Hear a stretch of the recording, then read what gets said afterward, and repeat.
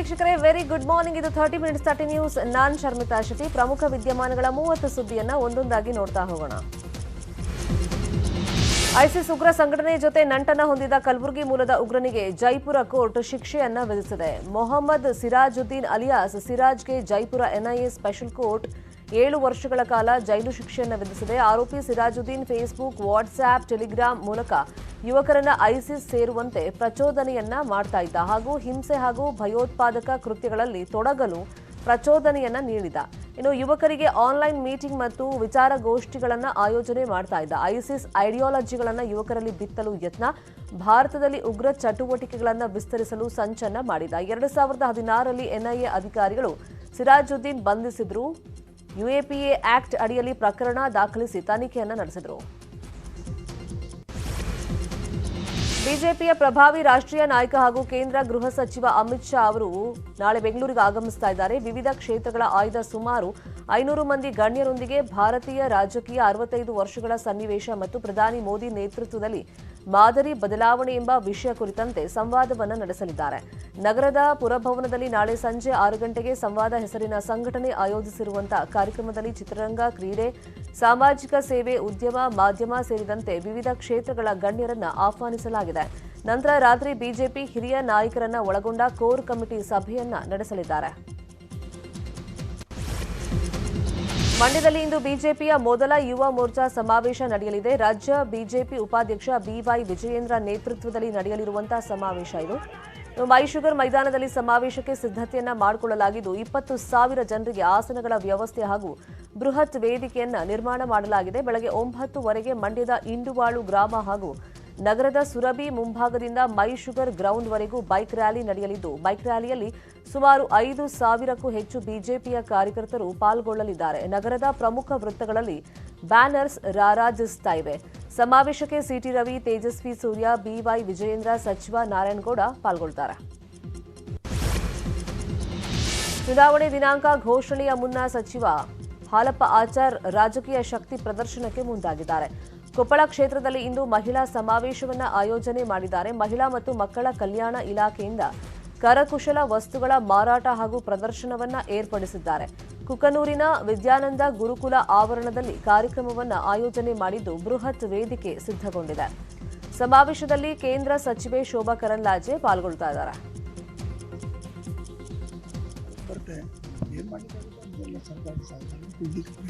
ನಮ್ಮ ಇಲಾಖೆಯಿಂದ ತಕ್ಷಣ ನಮ್ಮ ಅಧಿಕಾರಿಗಳನ್ನು ಬಿಟ್ಟಿದ್ದೀನಿ. ಆ ಮಗುನ ಆರೋಗ್ಯ ನೋಡ್ಕೊಳ್ಳೋಕೆ ಮತ್ತು ಅವ್ರಿಗೇನಂದರೆ ಧೈರ್ಯ ಹೇಳಿ ಇವತ್ತು ಪೊಲೀಸರು ನಾನು ಎಸ್ಪಿಗೂ ಮಾತಾಡಿದ್ದೀನಿ, ಮುಂಜಾನೆ ಮಾತಾಡಿದ್ದೀನಿ, ಮತ್ತು ಆ ಮಗುನ ಭೇಟಿ ಮಾಡಿದ್ದೀನಿ ಮಾತಾಡಿದ್ದೀನಿ. ಆ ಕುಟುಂಬದವ್ರಿಗೆ ನೀವು ರಕ್ಷಣೆ ಕೊಡಿ. ಅವ್ರಿಗೆ ಯಾರಾದರೂ ರೋಣ ಶಾಸಕ ಕಳಕಪ್ಪ ಬಂಡಿ ವಿರುದ್ಧ 4 ಬಿಜೆಪಿ ಟಿಕೆಟ್ ಆಕಾಂಕ್ಷಿಗಳು ಒಗ್ಗಟ್ಟನ್ನ ಪ್ರದರ್ಶನ ಮಾಡಿದ್ದಾರೆ. ಗಜೇಂದ್ರಗಡ ತಾಲೂಕಿನ ಇಟಗಿಯಲ್ಲಿ ಧರ್ಮದೇವತೆ ಚಲನಚಿತ್ರ ರಜತ ಮಹೋತ್ಸವ ಕಾರ್ಯಕ್ರಮವನ್ನು ಆಯೋಜನೆ ಮಾಡಿದ್ದಾರೆ. ಬಿಜೆಪಿ ಟಿಕೆಟ್ ಆಕಾಂಕ್ಷಿ ನಿರ್ಮಾಪಕ ರವೀಂದ್ರನಾಥ್ ದಂಡಿನ ಕಾರ್ಯಕ್ರಮ ಆಯೋಜನೆ ಮಾಡಿರುವುದು. ಶಾಸಕ ಕಳಕಪ್ಪ ಬಂಡಿ ಸಹೋದರ ಹಾಗೂ ಬಿಜೆಪಿ ಟಿಕೆಟ್ ಆಕಾಂಕ್ಷಿ ಸಿದ್ದಪ್ಪ ಬಂಡಿ, ಮುಂಡರ್ಗಿ ಮಂಡಲ ಅಧ್ಯಕ್ಷ, ಟಿಕೆಟ್ ಆಕಾಂಕ್ಷಿ ಹೇಮಗಿರೀಶ್ ಹಾವಿನಾಳ, ಅಂಜಪ್ಪ ಸುಕನೂರು ಹಾಜರಿದ್ದರು. ಚಾಮರಾಜನಗರದ ಹನೂರಿನಲ್ಲಿ ಕಾಂಗ್ರೆಸ್ ಪ್ರಜಾಧ್ವನಿ ಯಾತ್ರೆ ನಡೆಯಿತು. ಈ ವೇಳೆ ಡಿಕೆ ಶಿವಕುಮಾರ್ ಮಾಜಿ ಸಿಎಂ ಸಿದ್ದರಾಮಯ್ಯರನ್ನ ಹಾಡಿ ಹೊಗಳಿದ್ದಾರೆ. ಸಿದ್ದರಾಮಯ್ಯನೇ ನಮ್ಮ ನಾಯಕ, ಅವರು ಇಡೀ ರಾಜ್ಯಕ್ಕೆ ಅನ್ನದಾತ ಅಂತ ಹೇಳಿದ್ದಾರೆ. ಇದೇ ವೇಳೆ ಸಿದ್ದರಾಮಯ್ಯನ ಮುಗಿಸಿ ಎಂದ ಅಶ್ವಥ್ ನಾರಾಯಣ್ ವಿರುದ್ಧ ಇನ್ನೂ ಸರ್ಕಾರ ಯಾಕೆ ಕ್ರಮ ಕೈಗೊಂಡಿಲ್ಲ ಅಂತ ಪ್ರಶ್ನೆ ಮಾಡಿದ್ರು. ನಮ್ಮ ನಾಯಕ, ಈ ರಾಜ್ಯಕ್ಕೆ ಅನ್ನದಾತ, ಈ ರಾಜ್ಯಕ್ಕೆ ಸೇವೆ ಮಾಡಿದಂತ ಸಿದ್ದರಾಮಯ್ಯನವನ್ನ ಒಬ್ಬ ಮಂತ್ರಿ ಕೊಲೆ ಮಾಡಿ ಅಂತ ಹೇಳ್ತಾ ಇದ್ದಾರೆ. ಅವ್ರಿಗೆ ಇನ್ನ ಈ ಸರ್ಕಾರ, ಈ ಪೊಲೀಸರು, ಈ ಹೋಮ್ ಮಿನಿಸ್ಟರ್ ಇನ್ನ ಅವನ ಮೇಲೆ ಕೇಸ್ ರಿಜಿಸ್ಟರ್ ಮಾಡದೆ ಅವನ್ನ ಬಂಧನ ಮಾಡಿಲ್ಲ. ಇವತ್ತು ನಾವು ನೀವೆಲ್ಲ ಹೋರಾಟ ಮಾಡಬೇಕು. ಅಂತ ಕೊಲೆ ಗಡಕನನ್ನ ಬಂಧಿಸಬೇಕು, ಅವನ ಮೇಲೆ ಕೇಸ್ ರಿಜಿಸ್ಟರ್ ಮಾಡಬೇಕು. ಇದು ಕಾಂಗ್ರೆಸ್ ಪಕ್ಷದ ಬಡಜನತೆಯ ಹೋರಾಟ. ಇನ್ನು ಕಾಂಗ್ರೆಸ್ ಗ್ಯಾರಂಟಿ ಕಾರ್ಡ್ ಹೆಚ್ಚು ವಿತರಣೆ ಮಾಡುವವರಿಗೆ ಟಿವಿ ಗಿಫ್ಟ್ ಅನ್ನು ಕೊಡೋದಾಗಿ ಪ್ರಜಾಧ್ವನಿ ಯಾತ್ರೆಯಲ್ಲಿ ಡಿಕೆಶಿ ಘೋಷಣೆಯನ್ನ ಮಾಡಿದ್ದಾರೆ. ಇದೇ ವೇಳೆ ಬಿಜೆಪಿ ದಳದವರು ದುಡ್ಡು ಕೊಟ್ರೆ ಬೇಡ ಅನ್ಬೇಡಿ, ದುಡ್ಡು ಇಸ್ಕೊಂಡು ಕಾಂಗ್ರೆಸ್ಗೆ ವೋಟ್ ಹಾಕಿ, ಈ ಕೈ ಬಲಪಡಿಸಿ, ಕೈ ಜೋಡಿಸಿ ಅಂತ ಮತದಾರರಿಗೆ ಹೇಳಿದ್ದಾರೆ. ಪ್ರಜಾಧ್ವನಿ ಯಾತ್ರೆಯಲ್ಲಿ ಗುಂಡ್ಲುಪೇಟೆಗೆ ದಿವಂಗತ ಮಹದೇವ ಪ್ರಸಾದ್ ಪುತ್ರನಿಗೆ ಟಿಕೆಟ್ ಘೋಷಣೆಯನ್ನ ಮಾಡಿದ್ದಾರೆ. ಗಣೇಶ್ ಪ್ರಸಾದ್ಗೆ ಜೈ 25,000 ಮತಗಳಿಂದ ಗೆಲ್ಲಿಸಿ ಅಂತ ಡಿಕೆಶಿ ಕರೆಯನ್ನ ನೀಡಿದ್ರು.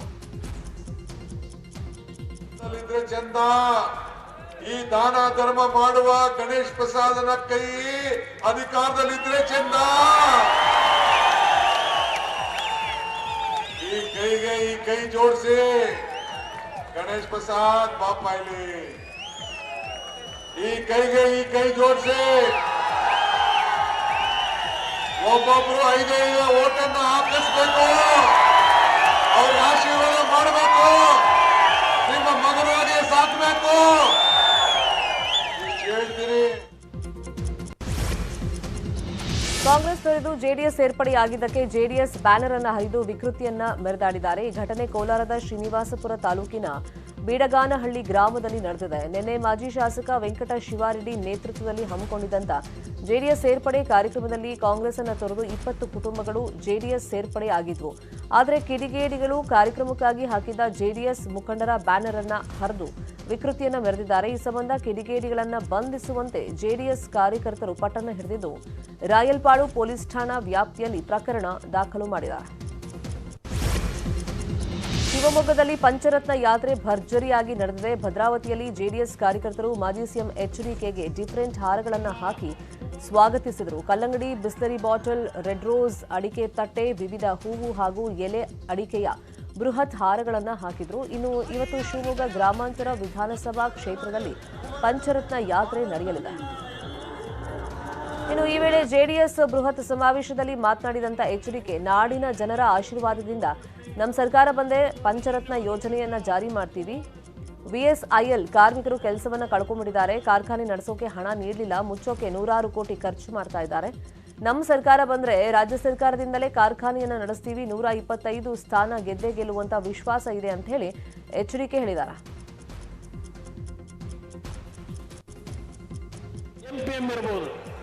ಅದು 2,000 ಕೋಟಿ ಬೇಕೋ 4,000 ಕೋಟಿ ಬೇಕೋ, ನಿಮ್ಮ ಹಣ, ಈ ನಾಡಿನ 6.5 ಕೋಟಿ ಜನತೆಯ ಹಣ.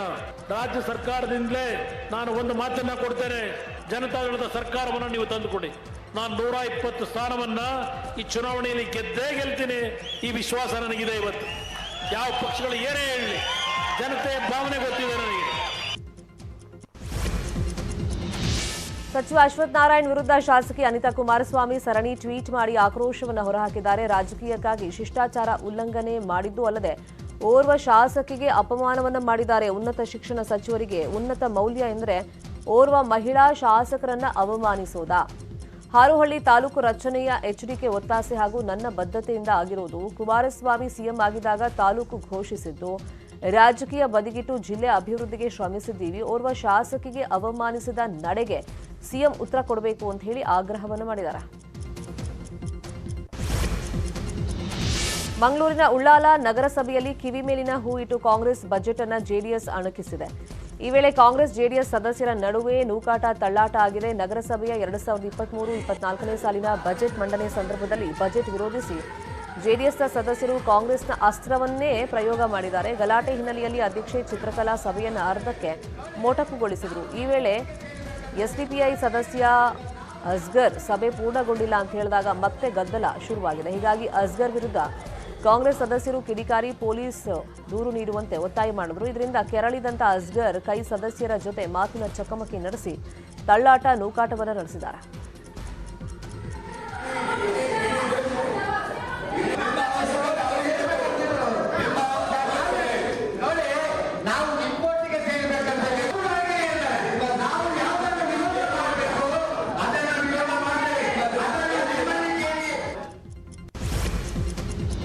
ವಿಧಾನಸಭೆ ಚುನಾವಣೆ ಗೆಲ್ಲೋದಕ್ಕೆ ಯಾದಗಿರಿಯಲ್ಲಿ ಜೆಡಿಎಸ್ ಅಭ್ಯರ್ಥಿ ಶರಣಗೌಡ ಕಂದಕೂರರಿಂದ ವಿಭಿನ್ನ ತಂತ್ರ ನಡೆದಿದೆ. ಯುವ ಮತದಾರರನ್ನ ಸೆಳೆಯೋದಕ್ಕೆ ಸಂವಾದ ಕಾರ್ಯಕ್ರಮವನ್ನು ಆಯೋಜನೆ ಮಾಡಿದ್ರು.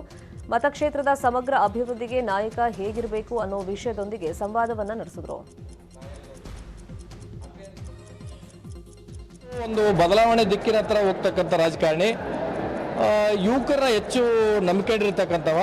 ಗುರುಮಿಟ್ಕಲ್ ಯುವಕರು ಮತ್ತು ಯುವತಿಯರು ಒಬ್ಬ ಮುಂದಿನ ಪೀಳಿಗೆಯ ಯುವ ನಾಯಕ, ಶಾಸಕ ಯಾವ ಥರ ಇರಬೇಕು, ಅವ್ರ ಪರಿಕಲ್ಪನೆ ಏನಿದೆ, ಅವ್ರ ವಿಚಾರಗಳೇನಿದೆ, ನೀವು ಹಿಂಗೆ ಇರಬೇಕು ಅಂತ ತಿಳ್ಕೊಂಡು ಏನಾದರೂ ಹೇಳ್ತಾರ? ಈ ಥರದ್ದು ಹೊಸ ಆಲೋಚನೆ ಇಟ್ಕೊಂಡು ಮಾಡಿರ್ತಕ್ಕಂಥ ಸಂವಾದ. ಇದರಲ್ಲಿ JDS ಘೋಷಿತ ಅಭ್ಯರ್ಥಿಯಾಗಿ ಈಗ ಸದ್ಯ ಮಾತಾಡ್ತೀನಿ. ನಾನು ಇವತ್ತು ಏನು ಮಾತು ಕೊಡ್ತೀನಿ, ಯುವಕರು ಏನೇನು ಅವ್ರ ಕಷ್ಟ ಕಾರ್ಪಣ್ಯಗಳನ್ನ ನಮ್ಮ ಮುಂದೆ ಹೇಳ್ಯಾರ, ನಾನು ಏನು ಮಾಡ್ತೀನಿ ಅಂತ ತಿಳ್ಕೊಂಡು ಮಾತು ಕೊಟ್ಟಿನಿ. ಅದು ಯಾವುದು ಒಂದು ಈಡೇರಿಸಿದ್ರೆ ನಾನು ಸಾರ್ವಜನಿಕವಾಗಿ ಮತ್ತೆ ಯಾವತ್ತೂ ಮತ ಕೇಳಲ್ಲ. ಯಾವತ್ತು ಚಾಮರಾಜನಗರ ಜಿಲ್ಲೆಯ ಹನೂರಿನಲ್ಲಿ ಸೀರೆ ಪಾಲಿಟಿಕ್ಸ್ ಶುರುವಾಗಿದೆ. ಹನೂರು ಬಿಜೆಪಿ ಟಿಕೆಟ್ ಆಕಾಂಕ್ಷಿ ನಿಶಾಂತ್ ಸೀರೆಯನ್ನ ಹಂಚಿದ್ದಾರೆ. ನಿಶಾಂತ್ ಭಾವಚಿತ್ರ ಇರುವಂತಹ ಬ್ಯಾಗ್ನಲ್ಲಿ ಸೀರೆ ಇಟ್ಟು ಹಂಚಲಾಗಿದೆ. ದೇವಾಲಯದ ದಾನಿಗಳಿಂದ ಅಂತ ಹೇಳಿ ನಿಶಾಂತ್ ಅಭಿಮಾನಿಗಳು ಸೀರೆಯನ್ನ ಹಂಚಿದ್ದಾರೆ. ಆದರೆ ನೇರ ರಾಜಕಾರಣ ಮಾಡದೆ ಅಡ್ಡದಾರಿಯಲ್ಲಿ ರಾಜಕಾರಣವನ್ನ ಮಾಡ್ತಾ ಇದ್ದಾರೆ ಅಂತ ಹೇಳಿ ಜೆಡಿಎಸ್ ಆರೋಪವನ್ನು ಮಾಡಿದೆ. ರಾಜ್ಯ ಹಂಸಗಡ ಅಭಿವೃದ್ಧಿ ದಾಖಲೆ ತೋರಿಸಿ ಎಂದಿದ್ದ ಮಾಜಿ ಶಾಸಕ ಸಂಜಯ್ ಪಾಟೀಲ್ ಸವಾಲಿಗೆ ಶಾಸಕಿ ಲಕ್ಷ್ಮೀ ಹೆಬ್ಬಾಳ್ಕರ್ ಸಹೋದರ ಚನ್ನರಾಜ್ ಹಟ್ಟಿಹೊಳಿ ದಾಖಲೆಗಳನ್ನು ಮುಂದಿಟ್ಟು ಖಡಕ್ ಆಗಿ ತಿರುಗೇಟನ್ನ ಕೊಟ್ಟಿದ್ದಾರೆ. ಇದೀಗ ವಿಡಿಯೋ ಹೇಳಿಕೆ ಬಿಡುಗಡೆ ಮಾಡಿರುವಂತಹ ಚನ್ನರಾಜ್ ಹಟ್ಟಿಹೊಳಿ, ಸಮ್ಮಿಶ್ರ ಸರ್ಕಾರದ ಅವಧಿಯಲ್ಲಿ ಡಿಕೆ ಶಿವಕುಮಾರ್ ಕನ್ನಡ ಮತ್ತು ಸಂಸ್ಕೃತಿ ಸಚಿವರಾಗಿದ್ದರು. ಆಗ ಶಿವಾಜಿ ಮೂರ್ತಿಗಾಗಿ ಲಕ್ಷ್ಮೀ ಹೆಬ್ಬಾಳ್ಕರ್ 50 ಲಕ್ಷ ಅನುದಾನ ಕೇಳಿದ ಪತ್ರ ಹಾಗೂ ಅದನ್ನು ಬಿಡುಗಡೆ ಮಾಡಿದ ಆದೇಶ ಎರಡನ್ನೂ ಚನ್ನರಾಜ್ ಬಿಡುಗಡೆ ಮಾಡಿದ್ದಾರೆ. ಶಾಸಕರಾದಂಥ ಲಕ್ಷ್ಮೀ ಹೆಬ್ಬಾಳ್ಕರ್ ಅವರು ಶಾಸಕರಾದ ನಂತರ 2018ರಲ್ಲಿ ಯಾವತ್ತು ಸಮ್ಮಿಶ್ರ ಸರ್ಕಾರ ಇತ್ತು, ಮಾನ್ಯ ಡಿಕೆ ಶಿವಕುಮಾರ್ ಸಾಹೇಬರು ಕನ್ನಡ ಮತ್ತು ಸಂಸ್ಕೃತಿ ಇಲಾಖೆಯ ಮಂತ್ರಿಗಳಾಗಿದ್ದರು. ಶಿವಾಜಿ ಮಹಾರಾಜರ ಮೂರ್ತಿಯ ಸಲುವಾಗಿ 50 ಲಕ್ಷ ರೂಪಾಯಿ ಅನುದಾನವನ್ನು ನಾವು ಕೇಳಿದ್ವಿ. ಆ ಅನುದಾನವನ್ನು ಕೇಳಿದಂಥ ಲೆಟರು, ನಂತರ ಅನುದಾನವನ್ನು ಮಾನ್ಯ ಡಿಕೆ ಶಿವಕುಮಾರ್ ಸಾಹೇಬ್ರವರು ನಮಗೆ ಸ್ಯಾಂಕ್ಷನ್ ಮಾಡಿದಂಥ ಲೆಟರ್ ಪ್ರತಿಯನ್ನು ಇವತ್ತು ತಮ್ಮ ಮಾಹಿತಿಗಾಗಿ ಒದಗಿಸ್ತಾ ಇದ್ದೀನಿ. ಮಧ್ಯಂತರ ವರದಿ ಪಡೆದು 7ನೇ ವೇತನ ಆಯೋಗ ಜಾರಿಗೊಳಿಸಬೇಕು. ಹೊಸ ಪಿಂಚಣಿ ಯೋಜನೆ ರದ್ದುಪಡಿಸಿ ಹಳೆಯ ಪಿಂಚಣಿ ವ್ಯವಸ್ಥೆಯನ್ನೇ ಮುಂದುವರೆಸಬೇಕು. ಇಲ್ಲದೇ ಇದ್ರೆ ಬರುವಂತ ಮಾರ್ಚ್ 1ನೇ ತಾರೀಕಿನಿಂದ ಅನಿರ್ದಿಷ್ಟಾವಧಿ ಕರ್ತವ್ಯಕ್ಕೆ ಗೈರು ಹಾಜರಾಗ್ತೀವಿ ಅಂತ ಹೇಳಿ ರಾಜ್ಯ ಸರ್ಕಾರಿ ನೌಕರರ ಸಂಘ ರಾಜ್ಯ ಸರ್ಕಾರಕ್ಕೆ ಎಚ್ಚರಿಕೆಯನ್ನು ಕೊಟ್ಟಿದೆ. ನಿನ್ನೆ ನಡೆದಂತಹ ಸಭೆಯಲ್ಲಿ ಸರ್ಕಾರಕ್ಕೆ ನೋಟಿಸ್ ನೀಡಿ 7 ದಿನಗಳ ಗಡುವನ್ನು ನೀಡಬೇಕು. ಒಂದೊಮ್ಮೆ ಬೇಡಿಕೆಗಳು ಈಡೇರದೇ ಇದ್ರೆ ಅನಿರ್ದಿಷ್ಟಾವಧಿ ಮುಷ್ಕರ ಆರಂಭ ಮಾಡಬೇಕು ಅಂತ ಹೇಳಿ ತೀರ್ಮಾನವನ್ನು ಕೈಗೊಳ್ಳಲಾಗಿದೆ. ಐಎಎಸ್ ಅಧಿಕಾರಿ ರೋಹಿಣಿ ಸಿಂಧೂರಿ ಮತ್ತು ಐಪಿಎಸ್ ಅಧಿಕಾರಿ ಡಿ ರೂಪಾ ಮೌದ್ಗಿಲ್ ಸಂಘರ್ಷಕ್ಕೆ ತಾತ್ಕಾಲಿಕ ಬ್ರೇಕ್ ಬಿದ್ದಿದೆ. ರಾಜ್ಯ ಸರ್ಕಾರ ಇಬ್ಬರನ್ನು ವರ್ಗಾವಣೆಯನ್ನ ಮಾಡಿ ಆದೇಶವನ್ನು ಹೊರಡಿಸಿದೆ. ಯಾವುದೇ ಸ್ಥಳ ನಿಯುಕ್ತಿ ಮಾಡದೆ ವರ್ಗಾವಣೆಯನ್ನ ಮಾಡಲಾಗಿದೆ. ರೂಪಾಪತಿ ಮುನೀಶ್ ಮೌದ್ಗಿಲ್ರನ್ನ ಡಿಪಿಆರ್ ಪ್ರಧಾನ ಕಾರ್ಯದರ್ಶಿಯಾಗಿ ವರ್ಗಾವಣೆಯನ್ನ ಮಾಡಲಾಗಿದೆ. ಕಳೆದ ಕೆಲವು ದಿನಗಳಿಂದ ಇಬ್ಬರು ಅಧಿಕಾರಿಗಳ ನಡುವಣ ಸಂಘರ್ಷ ತಾರಕಕ್ಕೇರಿತ್ತು. ರೋಹಿಣಿ ಸಿಂಧೂರಿ ಜೆಡಿಎಸ್ ಶಾಸಕ ಸಾರಾ ಮಹೇಶ್ ಜೊತೆ ಸಂಧಾನಕ್ಕೆ ತೆರಳಿದ್ರು ಎಂಬ ಬಗ್ಗೆ ವರದಿಯಾದ ಬೆನ್ನಲ್ಲೇ ಅವರ ವಿರುದ್ಧ ಡಿ ರೂಪಾ ಆರೋಪಗಳ ಸುರಿಮಳೆಯನ್ನೇ ಮಾಡಿದ್ರು. ನಂತರ ಪ್ರಕರಣ ರಾಜಕೀಯ ವಲಯದಲ್ಲೂ ಭಾರೀ ಚರ್ಚೆಗೆ ಗ್ರಾಸವಾಗಿತ್ತು. ಡಿಕೆ ರವಿ ಸಾವಿನ ಸಿಬಿಐ ರಿಪೋರ್ಟ್ ಮತ್ತೆ ಮುನ್ನೆಲೆಗೆ ಬಂದಿದೆ. ಡಿ ರೂಪಾ ತಮ್ಮ ಆರೋಪಗಳಲ್ಲಿ ಡಿಕೆ ರವಿ ಸಾವಿನ ಬಗ್ಗೆ ಸಿಬಿಐ ರಿಪೋರ್ಟ್ನಲ್ಲಿರುವಂತಹ ಅಂಶವನ್ನು ಪ್ರಸ್ತಾಪ ಮಾಡಿದ್ರು. ಡಿಕೆ ರವಿ ತೊಂದರೆ ಕೊಡ್ತಾ ಇದ್ರೆ ನಂಬರ್ ಯಾಕೆ ಬ್ಲಾಕ್ ಮಾಡಲಿಲ್ಲ ಅಂತ ಹೇಳಿ ಡಿ ರೂಪಾ ಪ್ರಶ್ನೆ ಮಾಡಿದ್ರು. ಇದೀಗ ಡಿ ರೂಪಾಗೆ ವಕೀಲ ಸೂರ್ಯ ಮುಕುಂದರಾಜ್ ಬೆಂಬಲ ಕೊಟ್ಟಿದ್ದಾರೆ. ರೋಹಿಣಿ ಮೇಲೆ ಆತ್ಮಹತ್ಯೆ ಪ್ರಚೋದನೆ ದಾಖಲಾಗಬೇಕಾಗಿತ್ತು ಅಂತ ಹೇಳಿದ್ದಾರೆ. ಸಿಬಿಐ ರಿಪೋರ್ಟ್ನಲ್ಲಿ ಡಿಕೆ ರವಿ ಅವರು ಮತ್ತಷ್ಟು ಹೇಳ್ತಾ ಹೋಗ್ತಾರೆ. ಅವರ ಮತ್ತೆ ರೋಹಿಣಿ ಸಿಂಧೂರಿ ನಡುವೆ ಇದ್ದಂಥ ಸಂಬಂಧಗಳು ಡಿಕೆ ರವಿ ಮತ್ತು ರೋಹಿಣಿ ಸಿಂಧೂರಿ ಅವರ ಪತಿ ನಡುವೆ ವಾಗ್ವಾದ ಆಗಿ ಅದು ಮಾರನೇ ದಿವಸ ಬೆಳಗ್ಗೆ ಅವರಿಗೆ ಸೂಸೈಡ್ ಮಾಡ್ಕೊಳ್ಳೋದಕ್ಕೆ ಪ್ರೇರಣೆ ಕೊಟ್ಟಿದೆ. ಸೊ ಅದರಲ್ಲಿ ಸಂಪೂರ್ಣವಾದಂಥ ಉಲ್ಲೇಖ ಇದೆ. ಸಿಬಿಐ ರಿಪೋರ್ಟು ಕೇವಲ 40 ಪುಟಗಳಿರುವಂಥದ್ದು. ಸುಧೀರ್ ಮತ್ತು ರೋಹಿಣಿ ಸಿಂಧೂರಿ ಅವರ ಒಂದು ಮಾತಿನ ಪ್ರಭಾವದಿಂದಾಗಿ, ಅವರ ನಡವಳಿಕೆಯಿಂದಾಗಿ ಡಿಕೆ ರವಿ ಅವರು ಮಾನಸಿಕವಾಗಿ ನೊಂದು ಸೂಸೈಡನ್ನು ಮಾಡಿಕೊಂಡ್ರು ಅಂತ.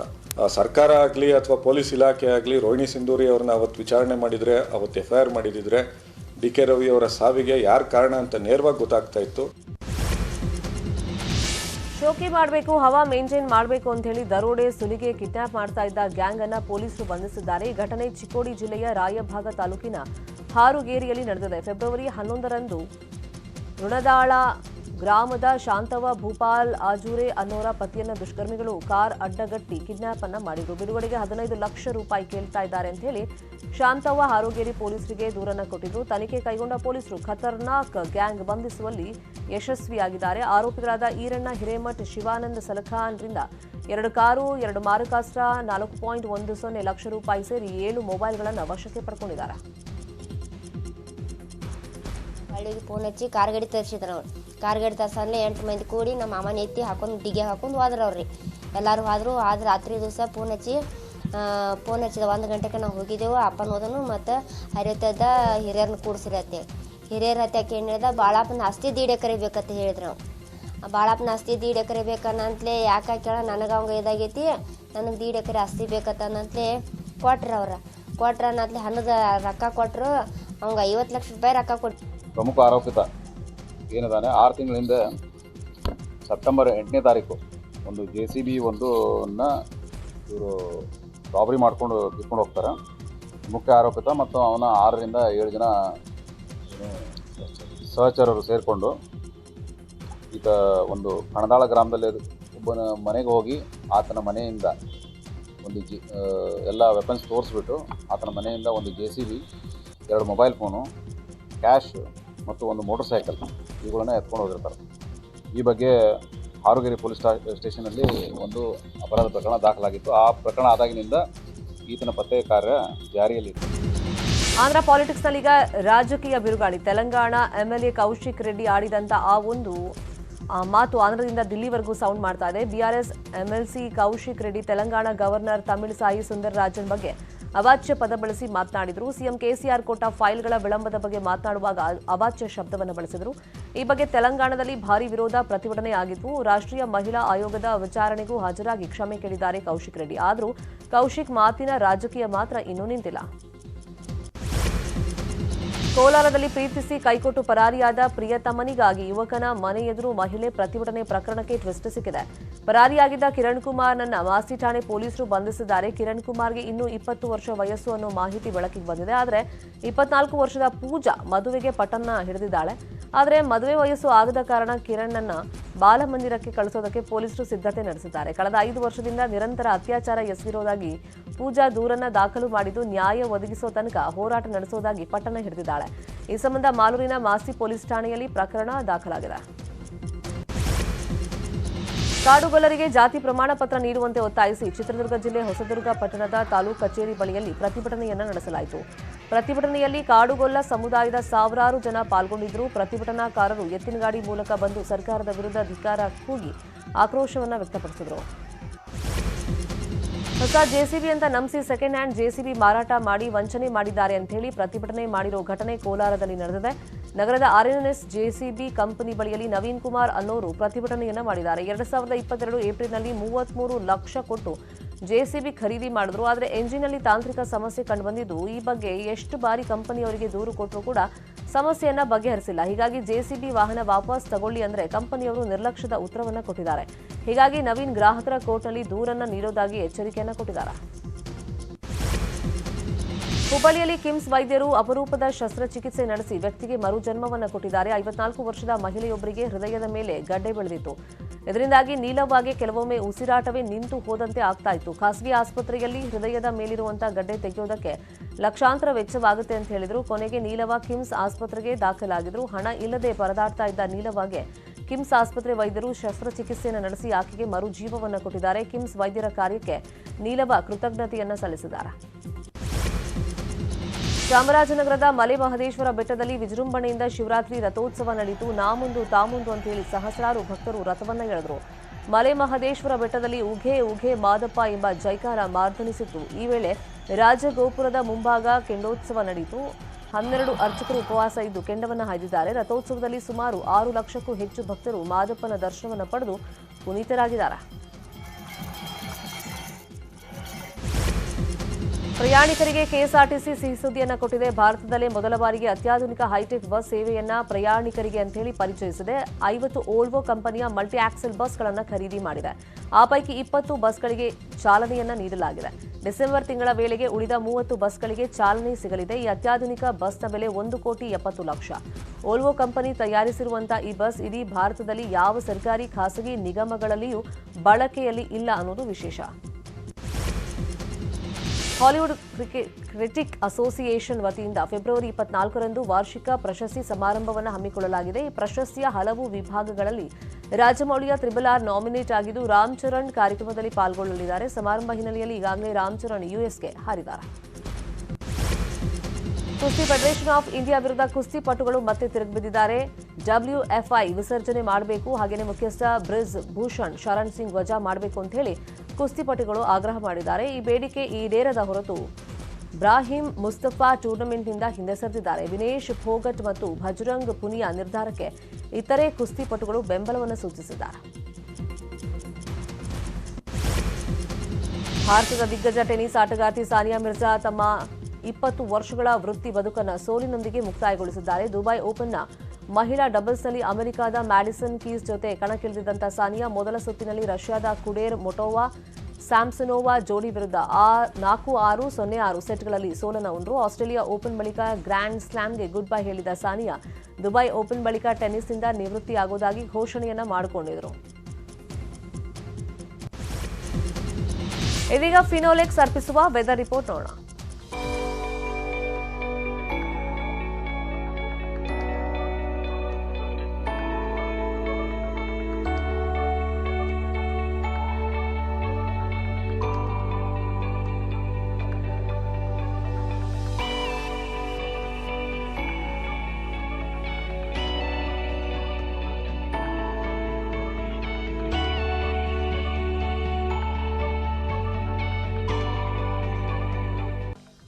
ಇವಿಷ್ಟು ಸದ್ಯದ ನ್ಯೂಸ್ ಅಪ್ಡೇಟ್ಸ್. ನೋಡ್ತಾರೆ ನ್ಯೂಸ್ 18 ಜಾಲ ನಮ್ಮದು, ಬಲ ನಿಮ್ಮದು.